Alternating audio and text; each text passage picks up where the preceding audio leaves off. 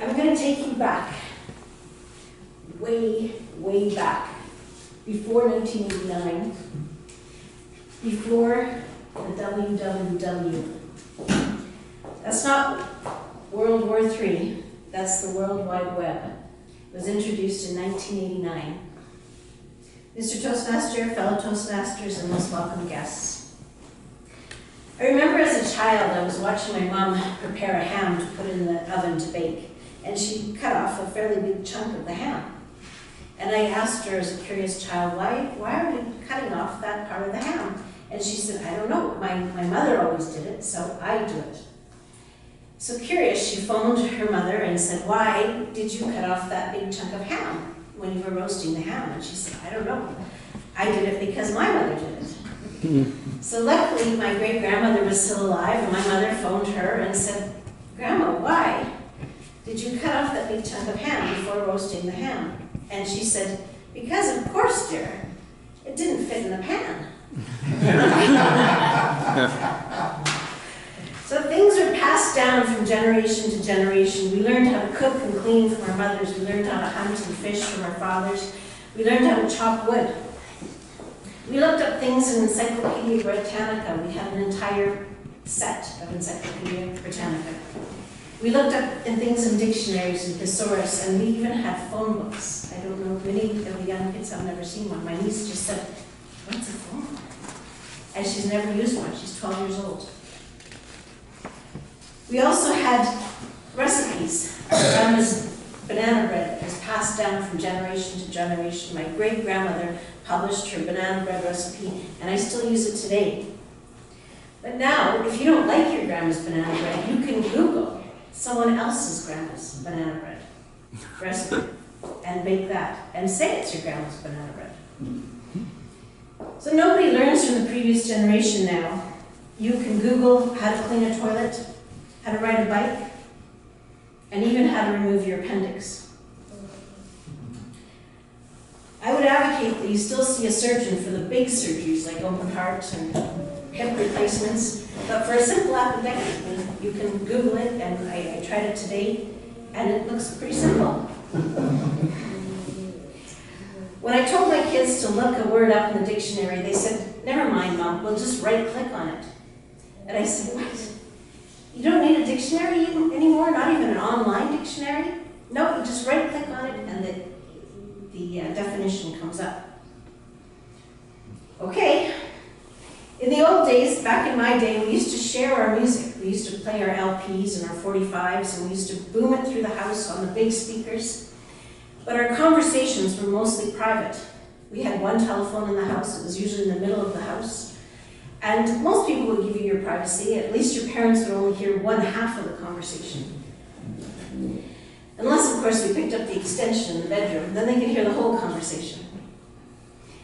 But now, all of our conversations are public. We're Twittering, we're emailing, we're publicizing everything we do and say and think on our Facebook page. And we want people to share in all of our conversations. But we each listen to our private playlist. And we're each listening to a different song at a different time. When we were children, we stayed at home alone by about the age of 10. By the age of 12, our parents didn't know where we were most of the day. We were gone. Saturdays seemed to last forever. They just would go on and on and on. We would be at the beach, we'd be hiking, we'd be in the bush. There was bears, there was cougars, we were always outside, everywhere.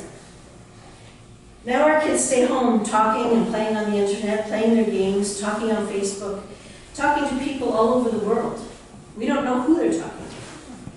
They have their private texting, their phones are on lockdown. We don't know what they're talking about or who they're talking to. But we know where they are because we can GPS their phones, we can GPS the car, and we can text them and say, where are you? And we always know where they are. We have this electronic leash on them. In 1979, I took my very first computer science course in high school. We had Apple IIs with 16 kilobytes of RAM memory. We had 2 computers in the whole classroom for 30 kids. And we had one class for the entire student body, one computer class per term. I didn't think they thought it was going to catch on. I started using a PC, a personal computer for work, in probably 1995. I had to use a dial-up service to get my email, to download information. It took forever. We used to dial up, the computer was set to automatically dial up at 3 a.m. so that we could take 4 hours to download the information so it would be there when we woke up in the morning. Now, then we got our first personal computer at home. It had 16 megabytes of memory, and that was in 1996, so we could run our Windows 95. Now my handheld device sitting over there on the table has 16 gigabytes of memory, 1,000 times more than my first personal computer at home. When my children were young, unfortunately we didn't have the internet, and we didn't have computers, but the biggest distraction for our kids was the television, cable TV. So I phoned the cable company to Shaw and I said, cancel my subscription. I don't want any more cable TV in my house. I want my children to go outside, I want them to climb trees, build forts, and I want them to develop critical thinking skills. When we were kids, we learned important things like how to catapult eggs or pumpkins to someone's house, depending on the time of year, and we learned these physical skills. They were very important. You learned how fast you had to run when you were playing nookie-knocky nine doors to get out of the way before you got caught. You learned how many pranks you could do in one neighborhood before somebody called the cops. Now everyone has a mobile device. Instead of a house having one phone, many houses have up to six telephone numbers associated with that house. Since 1947, British Columbia had one postal code, 604. In 1996, they got their second postal code, and now we have 5 postal codes for the province of BC. The next step is to increase from a 10-digit telephone number to a 20-digit telephone number. But it's okay, we don't need to memorize telephone numbers anymore, we just program them into our phone. But no one will answer their phone. A lady called the other day, she wanted me to call her back. She didn't call me, but she asked somebody to get me to call her back. I called her right away, and she didn't answer her phone.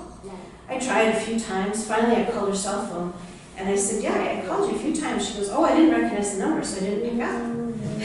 I said, then why did you ask me to phone you? Mobile devices have become a big thing. They say that children under the age of 1 are now 50% of children under the age of 1 use a mobile device every day. By the age of 2, it's 80%. And there are over 80,000 downloadable apps rated for children. I missed my timing cues there, so I guess I have to wrap up here. But I wanted to conclude with the new generation doesn't have the survival skills to build a fire, snare a small animal for food in case of an earthquake, forage for edible plants, or entertain ourselves without the use of electricity. If we do have an earthquake in Victoria, I know where I'll be. I'll be hanging out with the over 40 group. Cancelled my subscription to the World Wide Web. I have enough issues.